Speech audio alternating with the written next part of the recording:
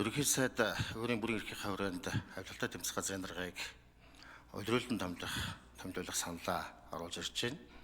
Өчигдөр улсын хурлын бүтцийн байгууллагууд хууль зүйн байнгын хорогоор орж дэмжигдсэн. За өнөөдөр тэгсэн жолгоор хэлэлцэж байгаа. За ер нь авилгалтай тэмцэх асуудалд бол хоёр гол хүчин зүйл байдаг. Нэг нь бол одоо улс төрийн хүсэл зоригийн асуудал байгаа юм.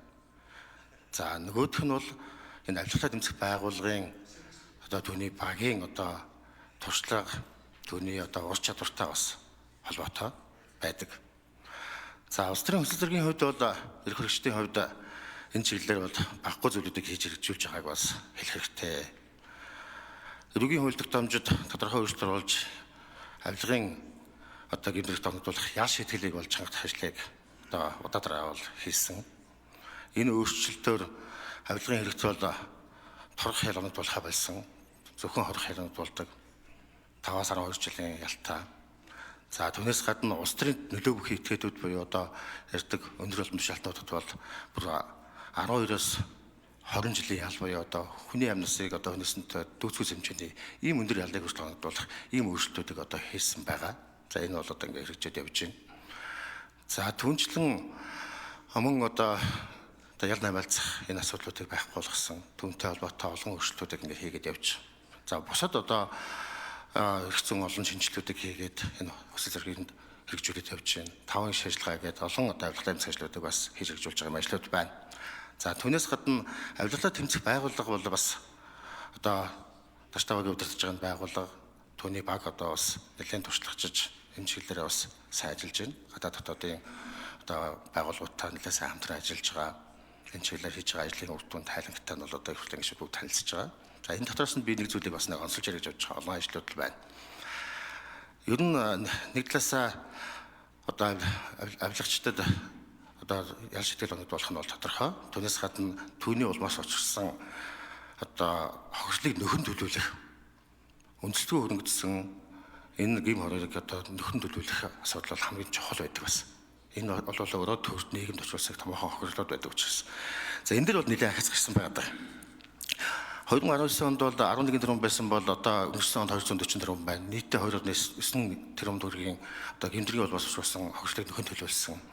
За энэ дотор бас нөгөө үндэслэгүй хөрөнгөсөн тохиолдолд эдгэрэнгийн одоо хураах ялж гисэн одоо энэ дотор энэ тон дотор орж явж байгаа гэсэн үг.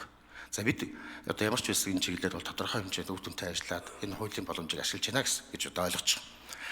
За энэ бол одоо чухал одоо өөрчлөлт. Энэ бол сайн ажиллаж байна гэж би одоо ойлгож байгаа. За энэ өөрчлөлт бол 2015 онд одоо орсон өөрчлөлт. Тухайн үед хууль зүйн сайд байсан энэ Тэмүүжин багт оруулсан санагдаж байна. За энэ бол одоо үндэслэгээр хөрөнгөжих. За нийтийн албан тушаалтан үндэслэгээр хөрөнгөжөөд хөрөнгө оруулгын хэмжээгээр нэмэгдсэн түүнийг одоо нотолж чадахгүй бол одоо нотолж чадаагүй тэр хөрөнгө оруулгыг нь хураадаг юм зохицуулттай болсон. Энэ бол одоо хангалттай сайн зохицуулт байгаа. Үүнийг харин сайн хэрэгжүүлэх хэрэгтэй. Нуугдмал эд хөрөнгийг олж илрүүлэх, түүнийг тогтооход явах бүрэн боломжтой. Харин сүүлийн үед харин хөрөнгийг одоо компаничилж хураах тухай одоо хуулийн төслийг одоо ярьдаг бүр оруулж ирсэн байгаа. Энэ бол болохгүй. Хүнд байдаг одоо үндсэн эрх бол хувийн өмчтөй байх эрх ба. Үндсэн хуулиар олгогдсон эрх. Хувийн өмчтөй байхын үндсэн хүний эрхэд бол одоо халдаж болохгүй. Энэ бол ажлаас ухарсан одоо хүний эрхэд халдаж байгаа ноцтой зүйл болно. Компаничилж хүний нэр зааж, албан тушаал зааж, он зааж одоо болох.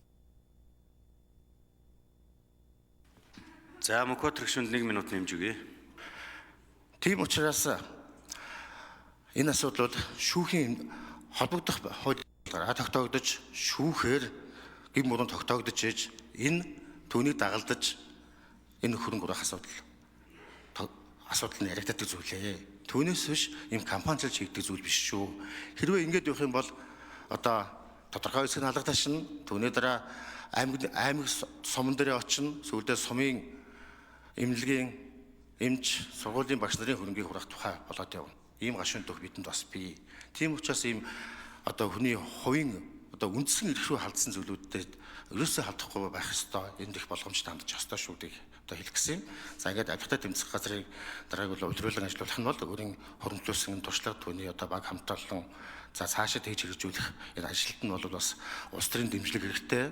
За тэр нь энэ багийн арга ажиллагаа сайжруулах, туршлагаа нэмэгдүүлж За лавгийн мөнхөд гүшүүн үг хэллээ.